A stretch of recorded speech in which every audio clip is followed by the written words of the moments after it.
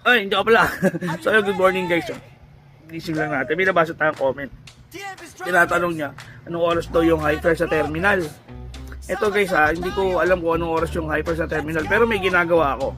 Ito, ipapakita ko sa inyo yung link na tinitingnan ko para malaman ko kung marami nang paparating doon sa terminal. Kung saan maraming dadating na pasahero. Ito, bahala na kayo mag-adjust kung paano nyo didiskarte yan to. Pero ito na yung mga arrival, tsaka anong oras sila dadating, kung nag-arrive na ba. So, tansyahin nyo na lang kung maglalabasan na. Alam naman natin, minsan medyo matagal, minsan mabilis. So, bahala na kayo. Yung waiting time, kayo na didiskarte dyan.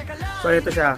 Bali, ito yung apps na gamit ko, flight information. Tapos, ayan yung makikita nyo dyan kung anong oras dadating sa Terminal 1, Terminal 2, Terminal 3. Makikita nyo kung may mga paparating na at kung nag-arrive na sila, may oras na yan, kung saan galing na bansa or saan galing na probinsya, makikita nyo rin dyan.